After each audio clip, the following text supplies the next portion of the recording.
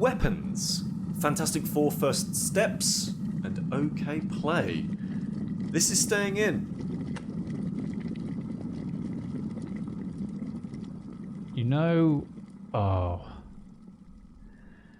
don't know what show it was now, but there was that episode of our show, this show, where Kris gave that, would you call it a tip? Advice? It definitely wasn't advice. About the, you can wipe your name off Amazon packages. Yes. And no one's going to hack you. Well, I've got another thing like that is completely useless, but it's handy. It's magical. I have used Chris's Amazon address wipe. I wouldn't say it's completely useless. I have used it. Well, yeah, just because you've used it doesn't make it useless. Yeah. Well, I found a use for it, hence it is not useless. It is useful, not useless. Tell us your tip, Sam. So mine is how you can clear out a washing up bottle without getting bubbles in it.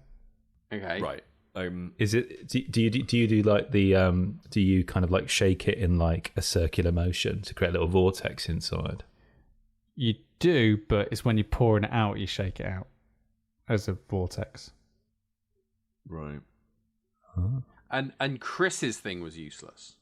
Yeah. That's what I said. They're both useless things. Oh, okay, because, I don't have a use for what you brought Yeah, you do. So when you're recycling your washing up bottle, you've got to clear it out, right? So you've got to clean it out. You've got to do the recycler's job for them, because the responsibility of saving this planet is all on us.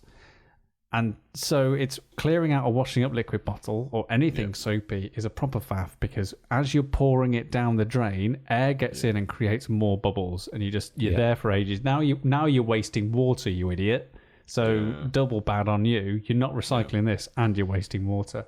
However, as you're pouring it down the drain, if you spin it, you create a vortex, which means that it comes out looking really cool, because it comes out looking like a little cyclone. And it means that no air can get up inside the bottle, and it means all the water comes out clear. So it's fun and practical. Yeah, and saving the planet. Couldn't you just cut the bottle in half? But then I need to get scissors. Yeah. Couldn't you just leave a couple of bubbles in there? Yeah. No, you've got to get it all out, Dan. You've got to get every last bubble out. Are they really strict where you are? They search and reject it. Knock on the door. Excuse me. Excuse me. Hello. Recycling Barry here. And we've looked through every single piece of recycling that we have ever picked up. And what we found, we've traced this actually back to your house. What we found is that you left the smallest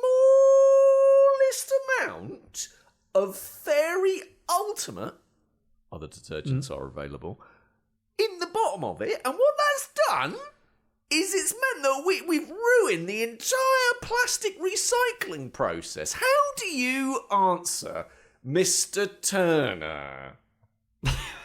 Well, I'd say you should see how clear my bean cans are.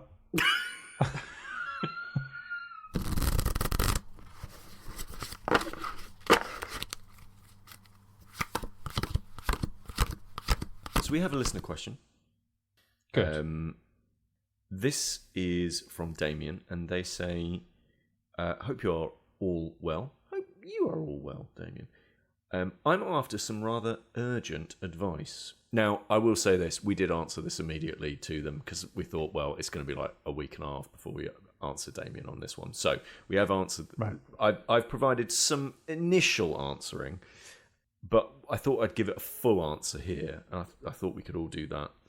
I'm late getting my nephew a birthday/graduation present.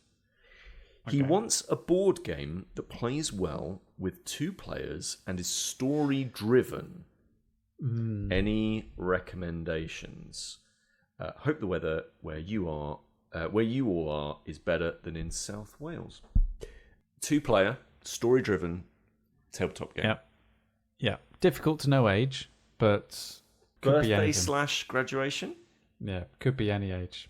Graduation? My son graduated from nursery. All right, well, let's assume that's less of a present giving age, though. Yeah. Oh, he still got a present though, didn't he? Well, facts. Fuming. Let's assume that it's sort of like university college age. Yeah. Let's say 21. Yeah. Yeah. Right? That's what I'm going for. Let's go with that. Or at least high school. At least high school. For me, if you're in that sort of an environment, graduation, young person, world's your oyster, you still got loads of friends. I would personally pick. Consulting Detective. Yeah, good shout. Because It's a classic.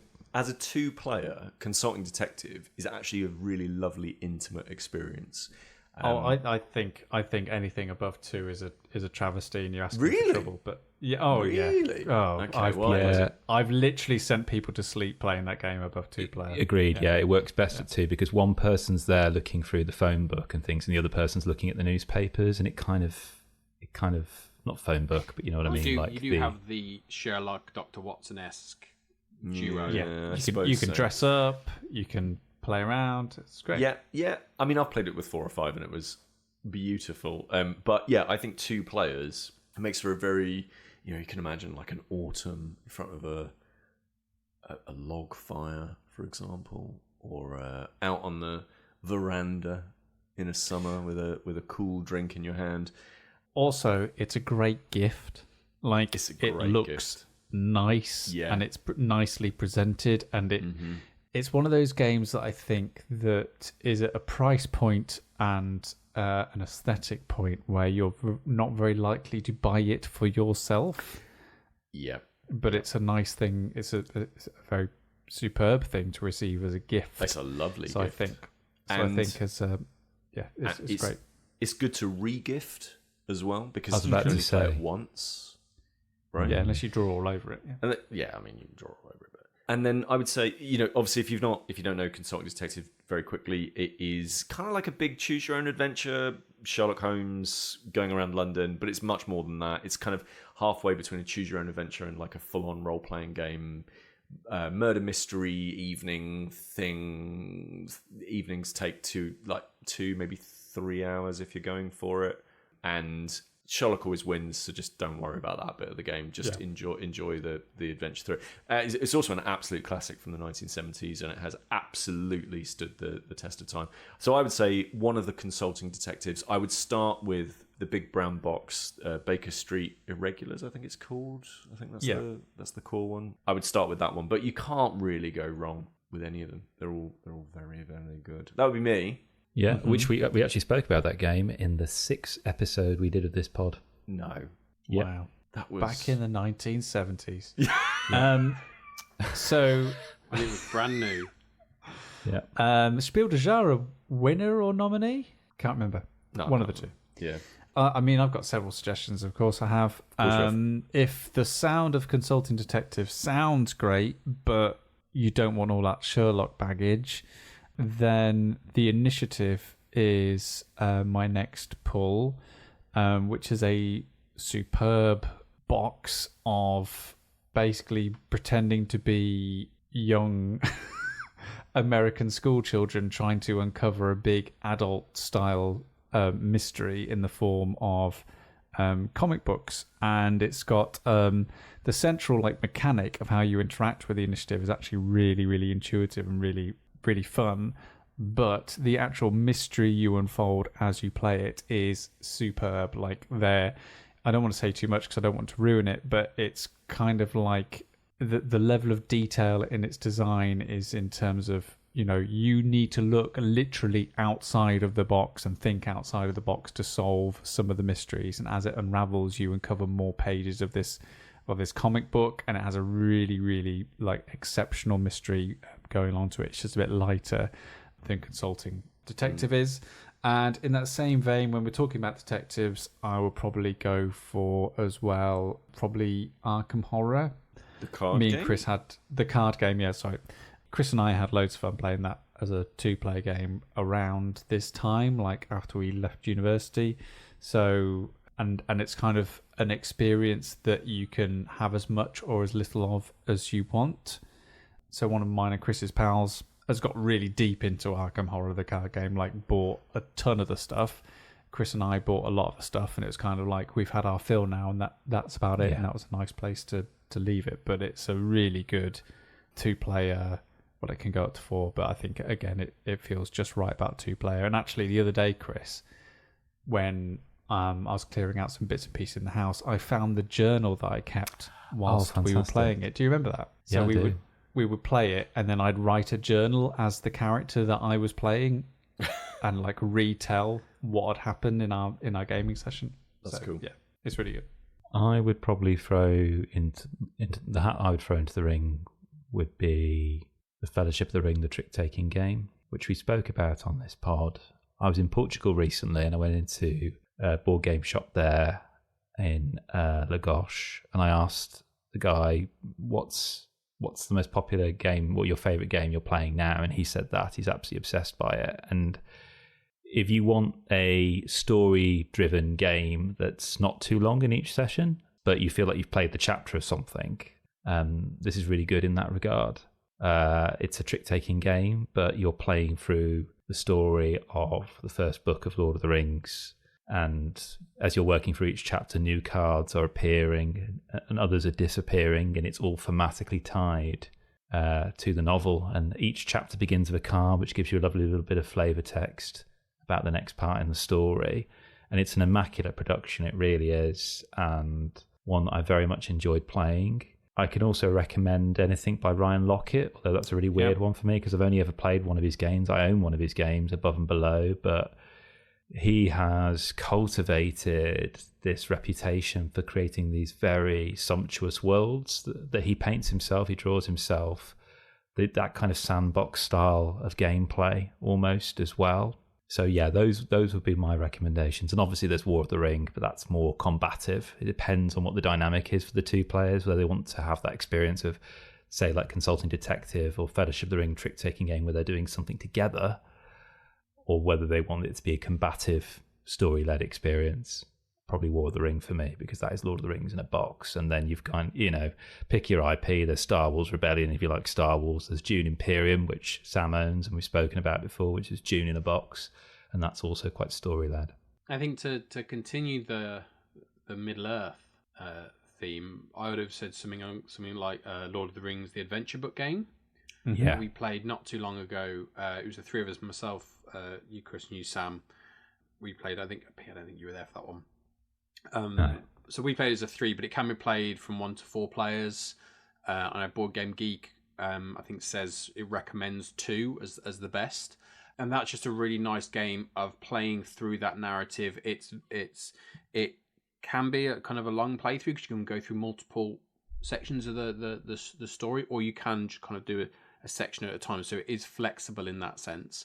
But that was just a really enjoyable way of using the game mechanics to tell that story in really inventive ways that I know we kind of really enjoyed playing. The other one, probably on a going towards the extremes, game I've actually not played, but Kris and Sam, you have, and we are going to play it, and that's something like a Pandemic Legacy. And I think legacy games, particularly, I think lend themselves to a narrative-driven experience. And I know from speaking kind of Sam and Kris, when you've played it before, there is a narrative around that, and you can add to it yourself, like just your own personality. You can add to that. And obviously we're going to be playing that quite soon, actually, kind of as a group. But I think that could be, that's also something that will be played over a long time. It's actually quite a long-term game. So it's not just here's a game, we'll play it once and that was fun. It's here's an experience so as a gift, that might be a nice idea. Obviously from a price kind of expenditure standpoint, it's on the further ends of some of those games, but it depends on kind of what it is that you're looking for exactly. So I hope that's okay, Damien. I hope that's a good enough answer. And I can, as time of recording, the weather is just as bad where I am as it is in South Wales. Yeah.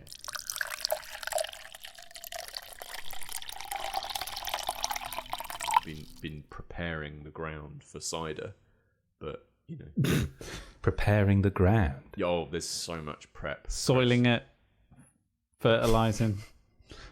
That was the prep I did many moons ago. The amount of washing you have to do to make cider, it's really important. Like you have to make sure everything is super clean, like super clean. So I've done all that. I've picked all the apples. I've got the scratter and press. Everything's ready to go. Tomorrow is juicing day. Wow. Ooh. Put that in your calendar, listener. Hey, Mark the date. It's going to be. It's juicy day. It's. Have you got a playlist? Like, you could salt and pepper push it. Notorious B.I.G. Juicy. Normal people would be listening to music, wouldn't they? As are you, yeah. Yeah, but what are you listening to? Oh, you're going to listen to Winston Churchill's motivational. We will juice them on the beaches. Yeah. We will juice them on shore, and we shall never give up until we are nicely sozzled. No, I've been listening to Cider Country by James Crowden and narrated by Rick Jerome, an audiobook about cider and apples. Because obviously that's what I've been listening to while I've been doing all of this stuff. I've been learning. How are you spelling country? With an O. I think we've just skirted around the explicit tag there and the inevitable Face ID recognition stuff that we would have to have people deal with. Is Cider Country a fiction, non-fiction? It's non-fiction, Sam. And it's written by a guy who loves apples. Like, I can't impress upon you enough how much this man loves apples and cider. What's the thing that you absolutely like? Obviously not family, not friends, all that sort of stuff. But what's the object in the world that you just love the most? Object. What's the thing that you go, ooh, that's a thing I really love? Egg custard tarts. Yeah, nothing, Chris. That's nothing. Go on, next one. My bed. Dan, ugh, gross, awful, nowhere near. How does he convey his love? Through lists and lists. Lists? And lists. Yeah, it's a good, for a serious recommendation, it's genuinely good if you like anything about food or drink or the natural world. It's a genuinely interesting book. But if you're not interested in that, it's like, and then they found apples and then proceeds to list out 15 different things. So lists of apples. So it's basically like the Silmarillion of the Old Testament. It's the Silmarillion of how to get messed up on things that grow in your back garden. It's pretty good fun. See, if that was the title they went with, I'd probably read it. Yeah, exactly. Right, exactly. I'm out here doing the marketing for them. But yeah, so the Vortex method has worked quite well for me as well, and I will of course be reporting back on how my new obsession for the year has gone next time, I guess. Well, hopefully we'll be seeing each other at the end of the year, so maybe we'll get to try some of it. Yeah, you definitely will. I hope so. Yeah, you definitely will.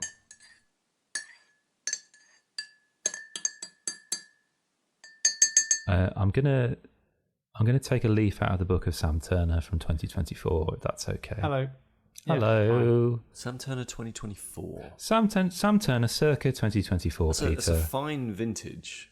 It is a fine vintage, yeah. It's a very good vintage Sam Turner. It was the Sam Turner who would say, I've just seen the best insert title so far of the year. Yeah. Pre-Vortex.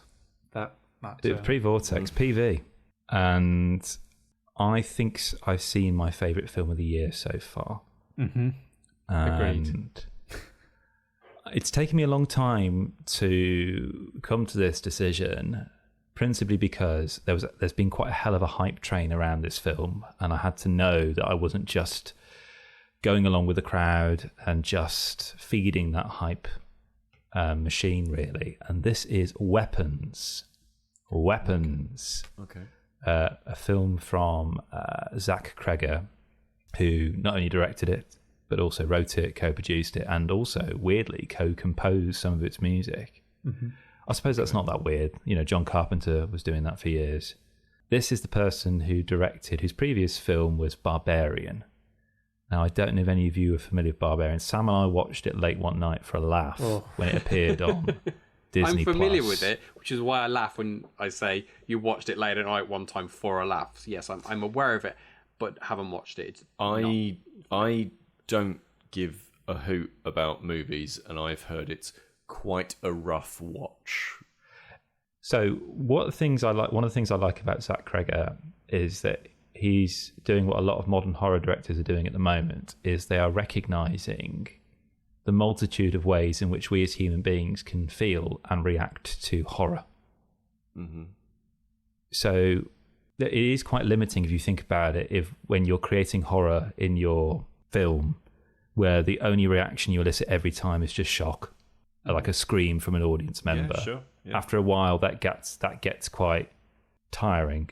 And also, it's never just that. If you think about a roller coaster, not everyone is screaming on that roller coaster.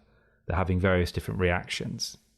Zach Cregger has developed this really interesting way of working where through the edit and through the writing, he's able to kind of pace and develop our different responses to horror. And a scene that on its own, or the description of it if read, would sound particularly horrific, but because of its placing in a scene and how it's shot and how it's filmed, suddenly it could be absolutely hilarious. And that's not the director failing, that's just understanding those moments of where that pressure cooker needs a little bit of release. Because you cannot keep your audience on edge for, say, 2 hours, say, for example. You need to have those little pivots for release. And that's what I feel when I was watching Weapons.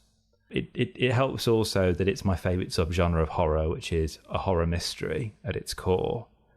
And it has this gorgeous premise. And the moment I watched the very, very first teaser trailer, which didn't give you a title, it was just this mystery that it kind of conveyed to you. I wanted to know more about it. And it's set in this quiet town of Maybrook, Pennsylvania, where a new primary school teacher turns up for her class, walks into her classroom, and every single child is not present apart from one. And the reason being is that at 2:17 a.m. that day, those children got up out of their bed, went downstairs, opened the front door, and just ran off into the night and were never seen again. Okay. And this film is essentially what happens after that.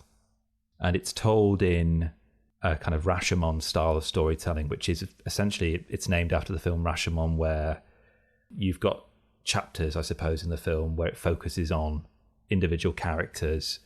And instances, these chapters are kind of running in parallel of each other. So you go, oh, okay, I know where they are now because that's where this other character was here.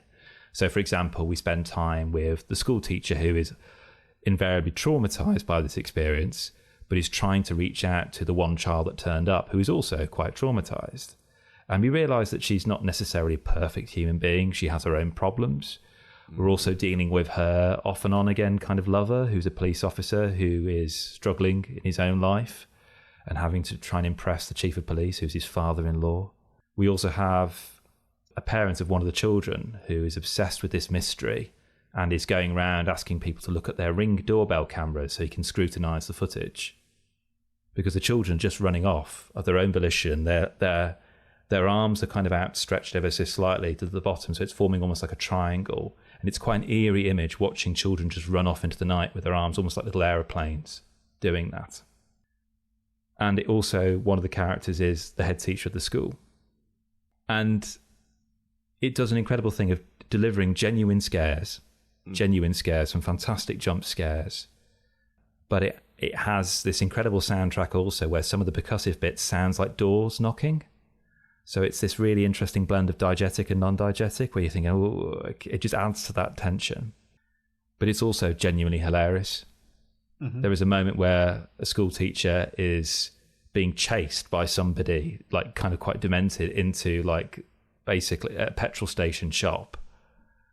And she manages to get out there, and the guy who works at the petrol station shop's just watching her. And she's like, "You're not going to do anything." And everyone in the cinema just started laughing out loud, because we're so inculcated in film that when we're watching somebody in a scary situation, we just assume that the entire world is feeling that fear. But no, we're just honed in on that one character. Right. That person at the petrol station is not seeing that whatsoever.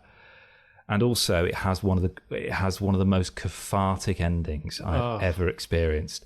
Like the laughter, the glee, the enjoyment that came from the audience. We were absolutely giddy, Sam and I. Mm-hmm. Genuinely giddy. It felt like this is what Aristotle wanted. You know, this is the poetics. This is what drama was meant to be. That's that pure sense of catharsis. Yeah. And like he's pulled off a masterstroke here. This is Barbarian, but with a kind of like a much clearer sense of structure and a little bit more nuance. But it's taken a while for me to kind of gather together my thoughts on it. But I thought this was an absolutely fantastic film. Yeah, and not as grotesque. No, as Barbarian is either. Not at all. But I feel like still taking the most wildest of swings. Like I am just so Zach Cregger is going to be directing and writing the next Resident Evil movie, and I just cannot wait to find out what on earth that is going to be. That is going to be like, because if it's anything like this film, I think it's going to be a triumph. I mean, yeah, Weapons is just the best film I've watched in many a year. Kris and I were making a decision about what we were going to see, and it was either this or it was Fantastic Four, and I was just like, there was no way that I was going to miss an opportunity to see this film with a crowd, because I just had a feeling that I knew how special it was going to be in terms of theatrical experience, and I just did not believe that Fantastic Four, the whatsoever 30-something Marvel movie, was going to equal up to that in terms of like a shared experience with people in a room. And I am so glad we made that decision, because as Kris said, I have never been in a room full of people and felt so overjoyed in a communal sense of catharsis and pathos and relief and release, and everyone and knowing the director was perfectly curating this group of people to feel all these different things at just the right times, and for us all to be on this sort of emotional journey together through this film. There was this one bit where I think I laughed at something, and then a second later I heard someone else laughed, and then I heard it spread throughout the whole auditorium, because it was like me laughing gave everyone else permission to kind of laugh at what was happening. Like suddenly we weren't taking it all like that sort of veneer of horror that we've got to take it all seriously as a genre, and you know, because it's dealing with things like death and, you know, dishonesty and slashers and killers and all these things. We've got to take it with the utmost seriousness and be scared. But good horror always toes that fine line between comedy, and how he does it, I am just, you know, just dumbfounded by how he like had us all in the palm of his hand as a director, in terms of, right, this is now when you need to feel scared, this is when you can release it, this is when you can have some time just to think and to ponder, and this is when you can, you know, have some other time to feel another way. Like, it is just a masterstroke of a film, and the construction of it also is amazing, like that episodic structure, and it kind of makes you feel about how all fear is about context, and how there were some scenes that were just like freaky and outlandish and wild, and for that reason they were scary, and then you see that from another perspective and you're kind of like, well, that wasn't scary after all, because now I know the context behind it, and now I can perceive it a wholly different way, and actually it's a bit sad, and actually it's a bit tragic for that to happen to that person. And just I wanted to kind of say that sometimes I have real difficulty communicating why I really love horror, especially modern horror.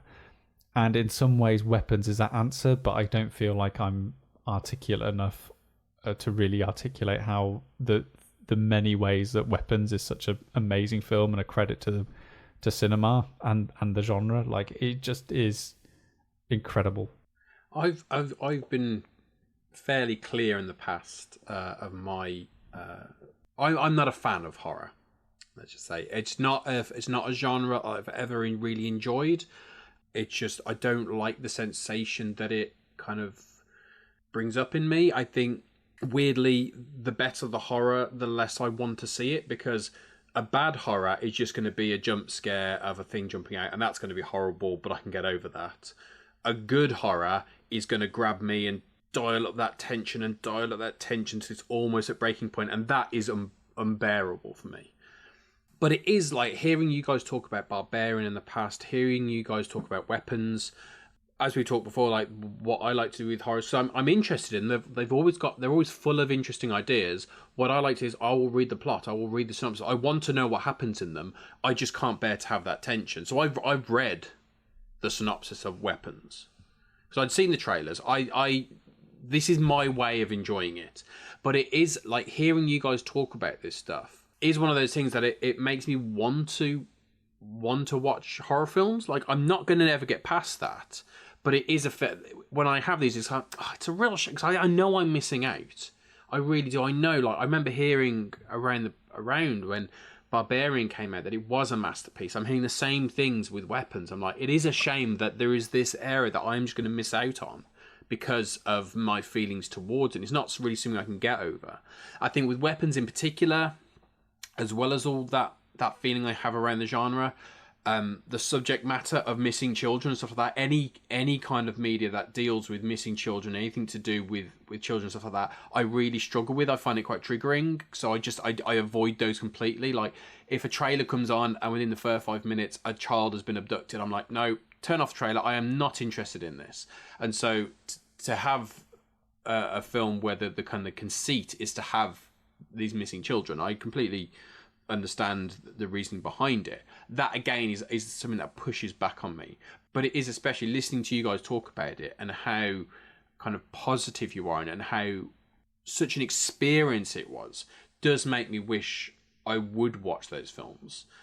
So I'm really glad that you've been able to have this fascinating experience with it.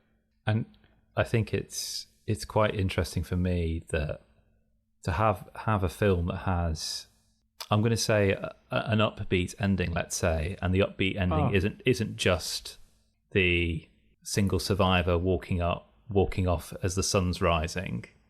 Sometimes I struggle with horror if I'm left with this something that still stays with me in a really problematic way. Like, don't get me wrong, there is a world of weapons here that I think is unresolved, but the narrative that we encounter, it's very rare to kind of walk out of a horror film with a little bit of a skip in your step, like absolutely buzzing. Yeah. Overjoyed. Yeah, like genuinely overjoyed. It's just, and I don't know what that says about me as a person. That's the thing. And again, a thing I love about Zach Cregger's films is that sometimes I get a little bit angry watching it, because it's making me kind of confront how I react to certain scenes, because I'm being confronted with things I've never necessarily had to confront. And in cinema or in real life, that juxtaposition of them, and I'm surprised almost the way I kind of respond to them. And I think you're absolutely right, Sam. Like, I think we lost a little bit of Barbarian because we didn't experience it in the cinema. Yeah, 100%. Seeing the person sat next to me just hiding behind their hands was so funny that caused me to laugh. It's almost like he knows this is the bit where some people aren't just going to look, and you can just hear this sound of people going, "Oh my gosh."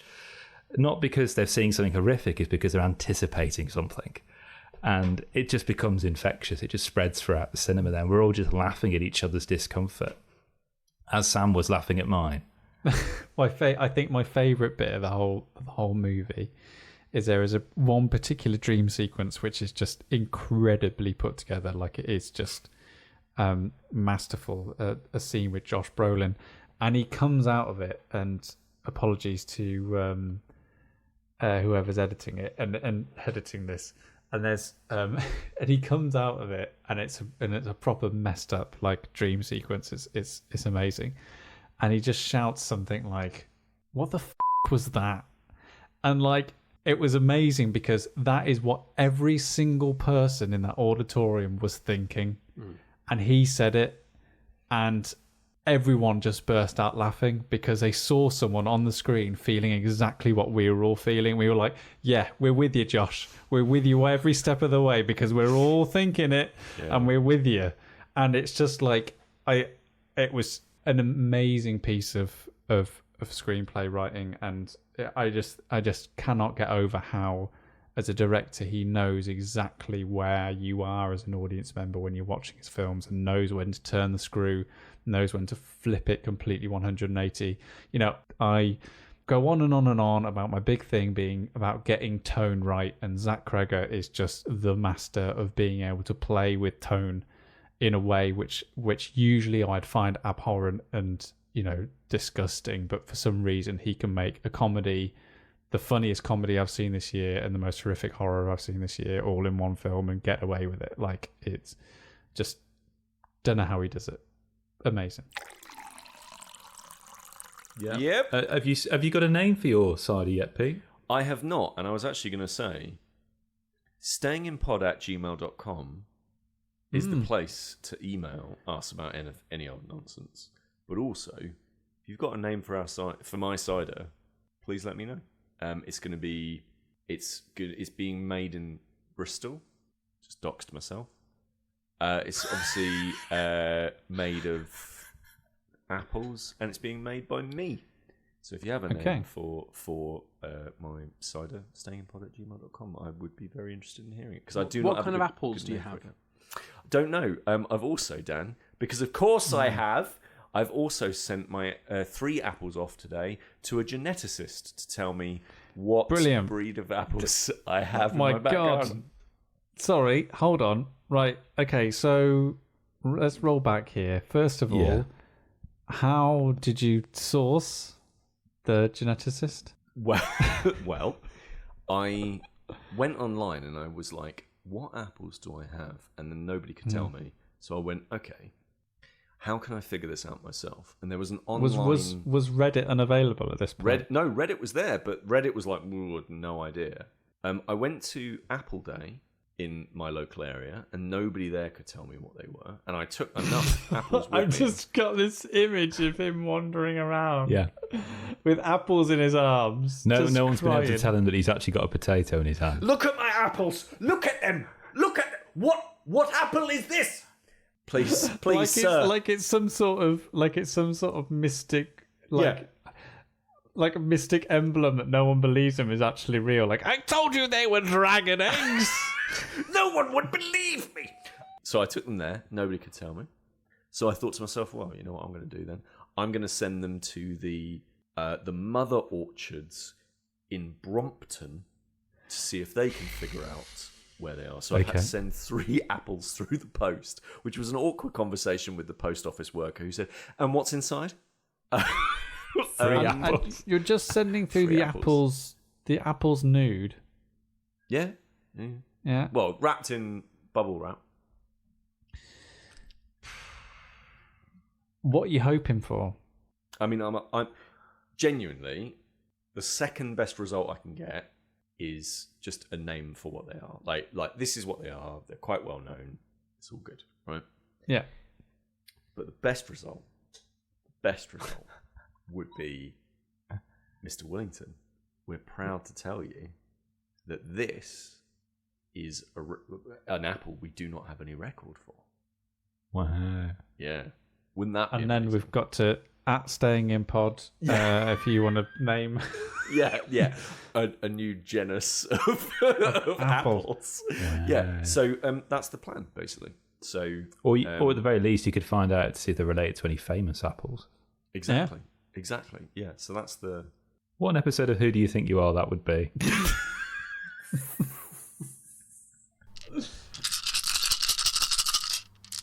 We're fans on this show of giving out awards for things. We are. Yes. Mm-hmm. So we've got, obviously, the games to read to. Yep. Famous category. Yep. Your Gran Turismo 7s. An audiobook game is the technical term we use. Audiobook game. And we've got Chuck 'em in your bag games. Chuck them in your bag. Chuck 'em in your bag games. I've got another category. And it's the Staying In Award for carabiner games. Okay. It sounds quite niche. Okay. But go on. Yeah, it's... So this is, you've got chuck 'em in your bag, but now let's chuck 'em on your bag. Okay. Or on your belt. Or on a rope. Or on a mountain. Wherever you want to chuck them.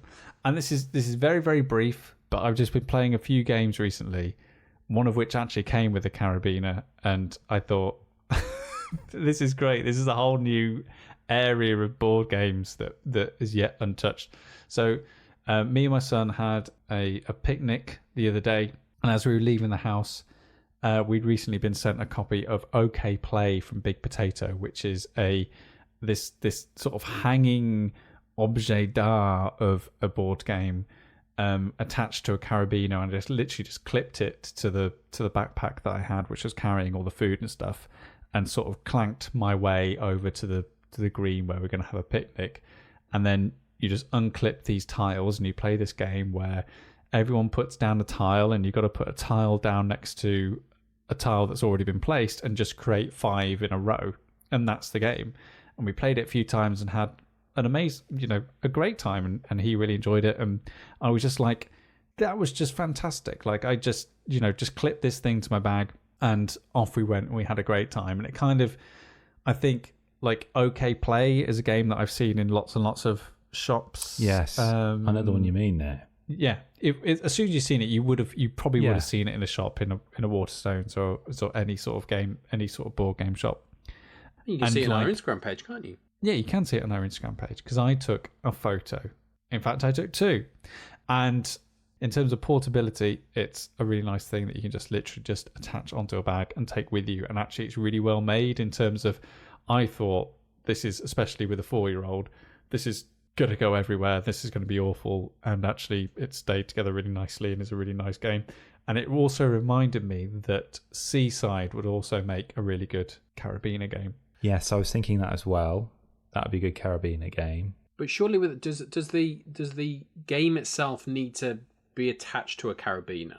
Like, would cluster work? Because cluster is in a bag that you could attach to a carabiner and hang off the bag. I would not recommend cluster, only because I'd be scared that the magnets would fall out. But is the concept of cluster okay for a carabiner game? Because you could attach it to a bag. I think if you attach it to a bag, you've got to be confident that it's going to stay all together. Agreed. Love letter. Yeah, it's a nice little. If you can attach it to it. Mm-hmm. But Seaside was an interesting one for me, because we're going on holiday soon, and that's one game that I've really sort of toyed with taking with us, because it literally is like a game called The Seaside in a waterproof bag, in things that are literally made not to fly away in the wind. I can recommend, it's not a bad game, but a game I played recently when I was on holiday in Portugal, Ultimatch, which we got sent to review.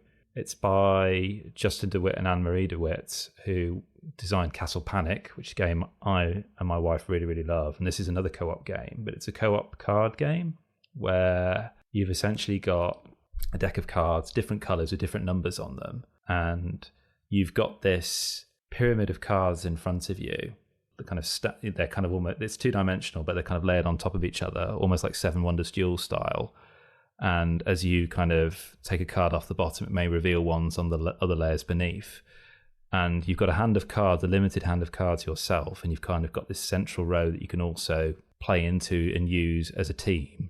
But the way you get rid of cards that are in this tableau, and that's the point of this game, is to get rid of them all. The way you do that is by matching colours, so or numbers. So if it's a 5 there, for example, say it's an orange 5.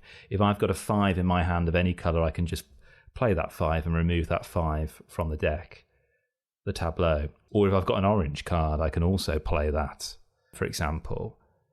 Oh, hang on, no, it's an orange card as well. That's interesting. If I've got a yellow and a red card, I could play both of those, because yellow and red makes orange, and that gets rid of that orange there. Or I could do an Ultimatch, which is really good, where the numbers match and the colours match. So, for example, I could play a 4 orange and a 1 orange together. Together they make 5. And that means then I can draw some cards from the deck, because if at any point you run out of cards to play from your hand to remove these cards from in front of you, that's it. It's game over. And it's one of those lovely games where you won't win it every time. No. But you'll win it just enough so that it feels, doable. Oh, I was only 2 away from getting it. Oh, yeah, because of this, and this. And just a single deck. I played it solitaire actually quite well. It plays really, really well solitaire. And in fact, I think I may prefer it as a solitaire experience. Oh, really? Yeah. I really like the solitaire aspect of it. I really genuinely do. You don't have that central row that you play into. You just have more cards in your hand.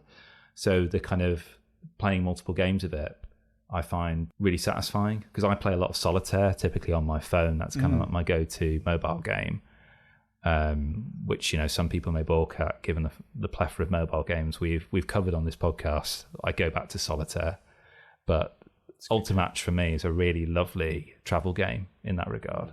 See, I've wondered about what Seaside would be like solo, actually, because we all played actually Seaside whilst we were on holiday recently, and the thing that I really love about that game is that, first of all, it is made to be a travel game. It is made to be on the aforementioned seaside, but that the little push your luck part of it, the fact that you're always encouraged to kind of just delve into the bag and just see what you can find in the seaside to see if you can maximize basically the potential of this little tableau that you're trying to build in front of you, is always there. Whether that would be present in the solo experience as it would in the multiplayer game. The thing that it has going for it, a little bit like Ultimatch, is that providing my cards are reasonably well shuffled, I can just start playing Ultimatch.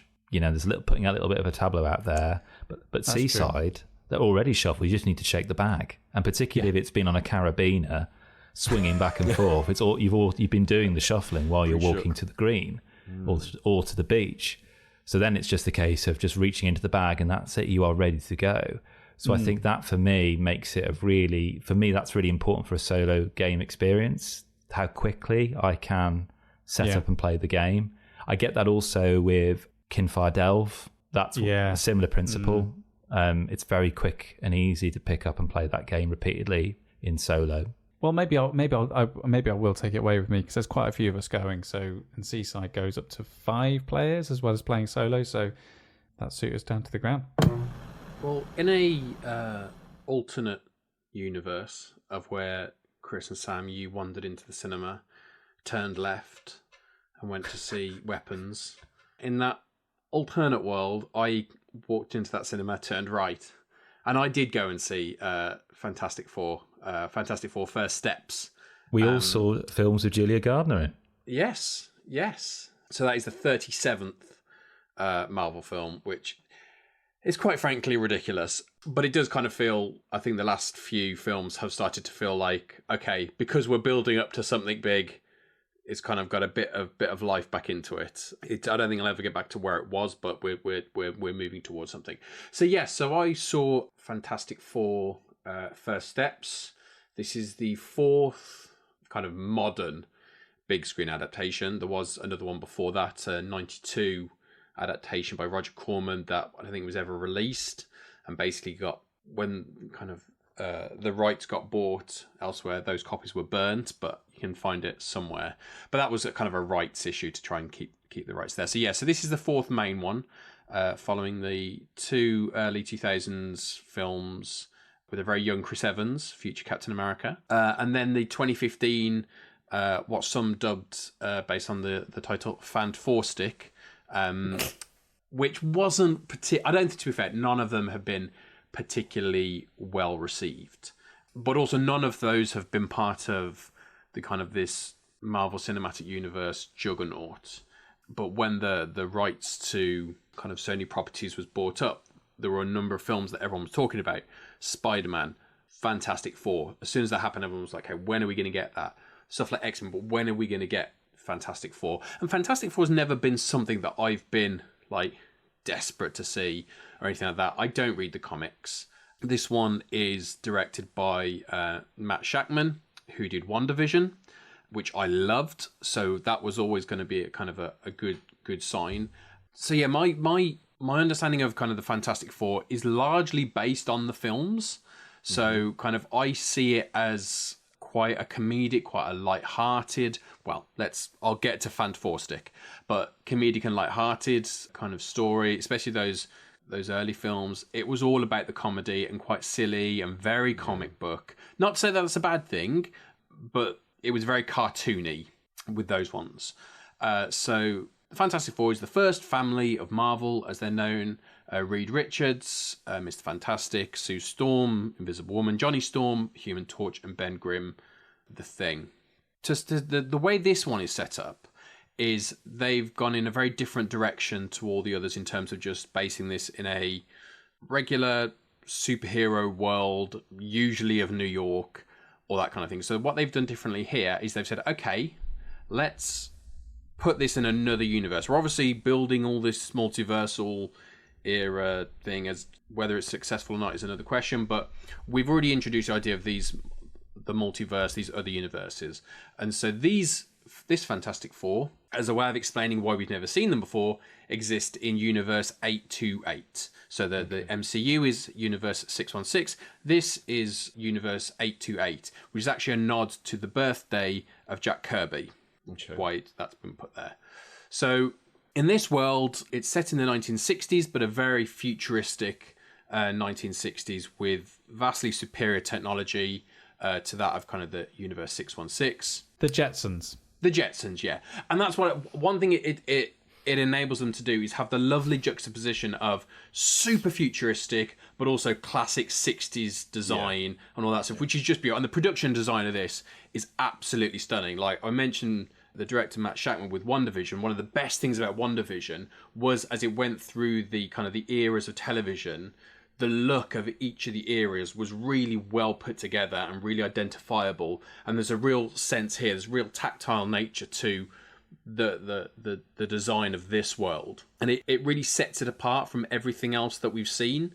And it kind of makes it its own thing. As well as living in this other universe, it makes it its own unique thing. So in this world, when we pick up the Fantastic Four already exist, they're already superheroes, they've already been around, I think, 4 years, and they're celebrities, basically beloved by everyone. And what this enables us to do is skip past the classic origin story that every other film has to try and do. We do get some of those details, but they come through through a framing of this TV special talking about how amazing they are. It's hosted by Mark Gatiss, this proper old-fashioned, like in America, the Ed Sullivan talk show, that kind of idea. And it enables them to then use what would appear to be archive footage of them going to space and talking, just kind of voiceovers talking about what happened. And they can get through all of that very quickly and get us into the meat of it, which is this group of people, this family. And I think once we've got through that and that's been set up, we're enabled to then kind of move towards the two driving narratives of the film, which is basically built around two arrivals. One, the arrival of a child. Very early on, we find out that Sue Storm is pregnant, hence the name First Steps. So we find out that's very on it. And so that is an arrival that is kind of moving towards. And at the same time, the Silver Surfer, who we previously saw voiced by Lawrence Fishburne many moons ago, now played by Julie Gardner. So the Silver Surfer arrives and heralds the arrival of the very, very, very big bad Galactus, also last seen many moons ago. Now, when I saw back in the day Rise of the Silver Surfer, I was aware that there was a lot of controversy over the depiction of Galactus. In that film, he's depicted as what many people refer to as a large fart cloud. And I had to accept that was perhaps what Galactus was like. Apparently, that's not true. No, it's not. The trailers have been very open about, we are having Galactus in this. He is going to be a big dude. We're not going to shy away from that. And I think that's one thing that really comes through, is they're not shying away from silly comic book things. They feel like we can make this work. And if you look back at all the stuff they've done in the MCU, there's been plenty of stuff that shouldn't have worked. You look at Guardians of the Galaxy, left field swings of a talking raccoon and a talking tree. I mean, they do kind of go for these things and say, you know what? I believe in this enough that I think I can make it work. So that's kind of the setup of the film. These kind of is dealt with very early on, and then we just follow those kind of through lines through it. For me, I have to say we watched Thunderbolts not long ago, and I really enjoyed that. But this really has been one of the most enjoyable kind of MCU films I've seen in a long time. And I use that word particularly enjoyable because it is just, I really enjoyed it. It's warm and it's good-hearted and it's gentle. And the one thing that it manages to do, which I never got with any of the other adaptations, is the sense of this being a family. And this is obviously the first family of the Marvel. That's how they're referred to. But you do get a sense of Vanessa Kirby as Sue Storm being the matriarch of the family, being the mothering figure, Pedro Pascal as Mr. Fantastic of Reed Richards being a father figure, but also kind of a unsure of himself father figure, of always with his head in the books, and everything can be explained by science. And actually, how does he work all this out? So when, like, she's pregnant, he wants to just figure it all out by science. And how does them being the Fantastic Four affect the baby? Does it affect? He's just panicking in the same way that in real life, first-time fathers will panic of that. It's a nice way of making him real by giving him, he doesn't just accept him, like, be brilliant at it. He is very unsure of himself, and he's constantly trying to figure this out whilst this impending idea of Galactus is there as well. And then you've got Johnny Storm and Ben Grimm as kind of the fun uncles, and you do get this really lovely family dynamic of, and you're seeing that kind of, you see bits of it in the trailer where Johnny will kind of say to Sue Storm, his sister, like, congratulations, you're going to be an amazing mother, and then say to Reed Richards, you're completely out of your depth. It's that ribbing, that gentle ribbing, and obviously we've always had with Marvel films this quip. That's always been there, and that is there to extent, but it is a bit more familial. There is a difference to it here, and I think that was the big takeaway from me, along with the production design of the whole thing, because it is just gorgeous.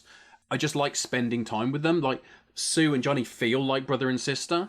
Reed and Sue do feel like a husband and wife couple, and then Johnny and Ben do kind of feel like uncles that are just kind of laughing at the others and that kind of thing.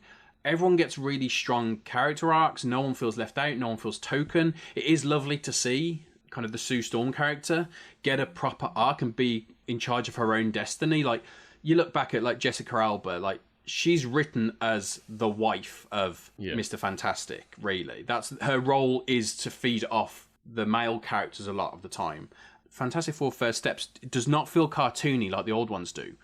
The look of it feels really cartoony. It really does. Especially the outfits look so comfortable. They look like knitted cardigans and stuff. And like the superhero costumes look lovely, but look really cartoony. Whereas all the others kind of like, no, we need to darken the colours. We need to make them more realistic. And this film says, you know what? No, this is what they look like. Go with it. And they set the world up, which really kind of builds around that. And it's just a really kind of lovely, gentle thing that I want to spend more time in that world. And that's what the best Marvel films have done, especially like new IPs, have made you want to spend time in that world. And this is what this one does. I mean, I have to say, Sam, you said you had to make the decision. I think you probably made the right decision. I don't think you would have gone and watched Fantastic Four First Steps and had the same level of experience that you did with Weapons. But I think you would have enjoyed yourself.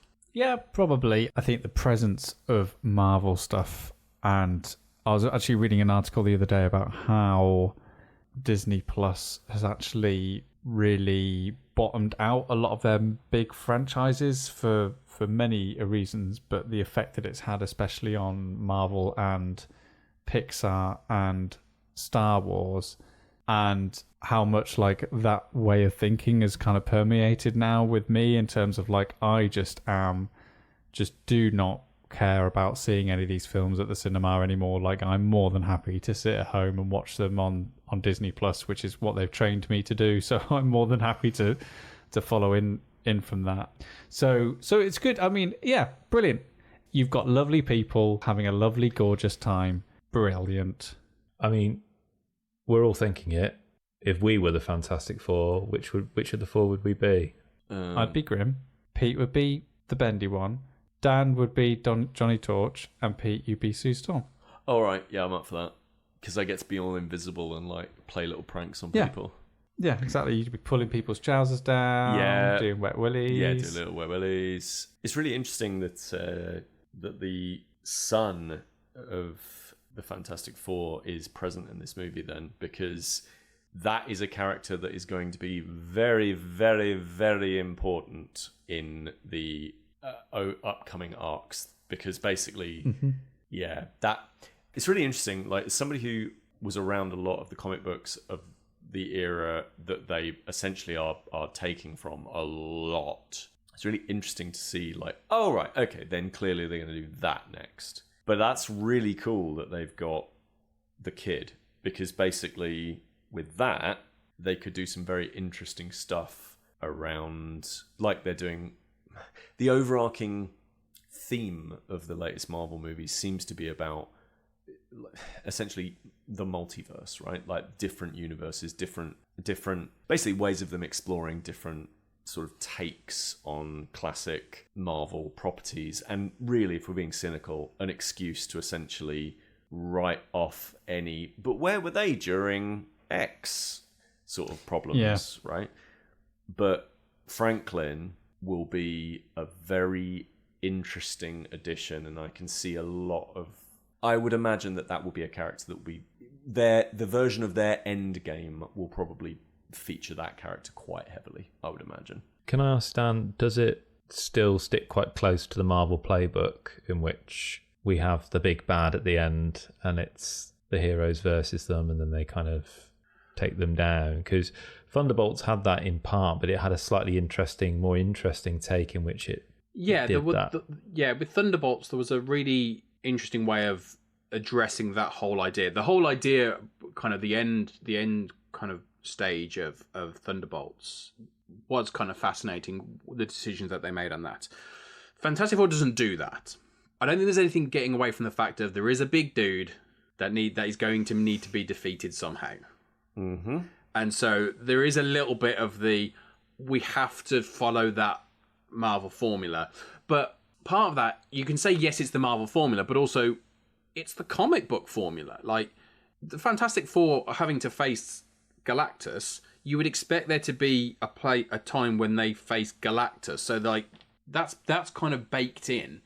But yes, there is that element, which will put some people off, understandably, because there is that element of, I've seen that all before. Like, quite early on in the MCU, it became, there's another laser in the sky. Like, they fell into tropes very early on, and it's quite different. I'm not saying there's a giant laser in the sky, but I'm just saying there are tropes that they have developed over time that they do fall into, but also I think sometimes the nature of the beast pushes them into certain areas. So that makes something like Thunderbolts really interesting when it doesn't do that and it takes you in a different direction.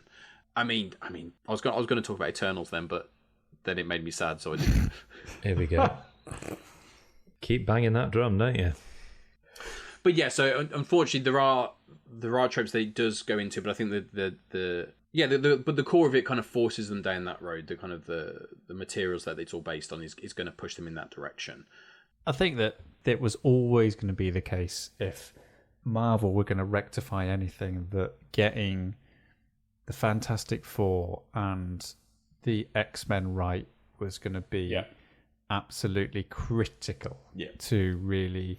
And that was before we had even any of the issues in terms of how Disney Plus has really destroyed, sort of cannibalized their own market, and then the issues around He Who Shall Not Be Named, mainly because I've forgotten his name. Jonathan Majors. Jonathan Majors. Thank you, Kris. And this was going to be an issue even if Jonathan Majors was still in the MCU. It was having issues before he turned up. So it's good to hear, and I was kind of, with the people behind it and the cast, that they've made some good first steps. So at this point, you can turn to your children, or you can wait until you have children or know of children. Go find a child. You can turn to them.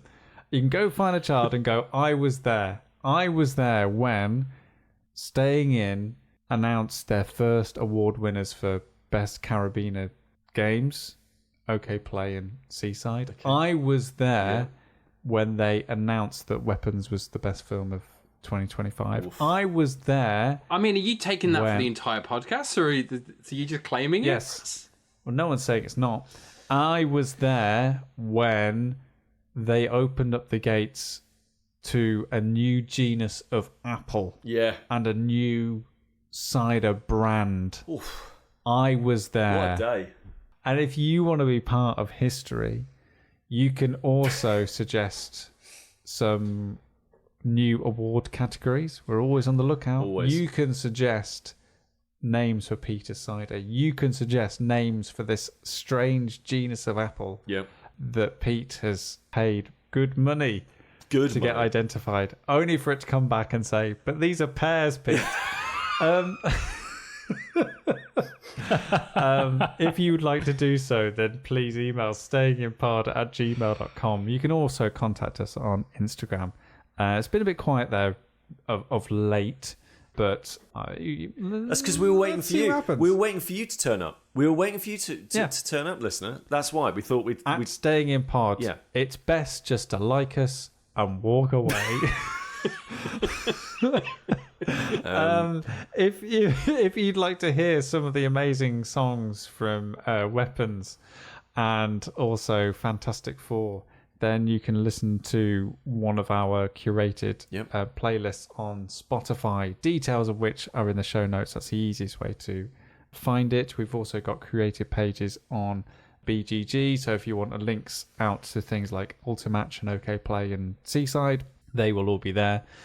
We also have a curated page for video games, but we didn't cover them this time, so boo-hoo. They're on Steam. I am going on holiday, so I am going to be playing a lot more of Donkey Kong Bonanza, so we might come back to that at some point. The best thing that you can do, listener, if you've been listening to us for a while, you've been getting all this since the 70s. Since the 70s. We were there. We were there. Watching Astari putting out a game that may or may not be nominated for a Spiel des Jahres. Oh yeah, I was meant to check that. Hold on. If you have, just be as you are. I'll find out. Right. I'll find out. I've got a recommended name for your apple, Pete. Okay. I was going to go Pete's Core Blimey. Ooh. That's a good one. Yeah. I'd call it Pete's Country. How are you spelling that, Sam? With an O. If you've been listening to us, or just call it with an O. With an O. With an O. If you've been listening to us since the 1970s, then the best 1985 it won the Spiel des Jahres. Did it really win the Spiel des Jahres in 1985? Yeah, a year before I was born. The year that you and Kris were born. Yep. Yeah. If you've been listening to us for all that time, and you've been getting all of this stuff for free, and remember, we don't do advertising or anything like that. Nobody would pay to be on this thing. Too much work. It's too much work, right? You're getting all this for free. Twice every month for freezies. The best thing that you can do is tell a friend, or tell 3 friends, or tell 10 friends, or shout it from outside your window that you like listening to Staying In Podcast. Honestly, that is genuinely the best way you can help us out. So if you do like what it is that we're doing, do tell a pal and tell them, hey, you like board games, we all like board games together, we're playing some 2-player games together, aren't we? Well, you can say that over a 2-player game. You say, well, I listen to this podcast, so do that if you would like to help us out. And then obviously ratings and reviews and all that good stuff. They don't help the algorithm, it turns out, but it's always just nice to hear that you like what we're doing. And as we talked about at the top, drop us a line if you want to talk to us. That's also fun. Yeah, and thanks for Damien for getting in touch with us. Yeah, thank you, Damien.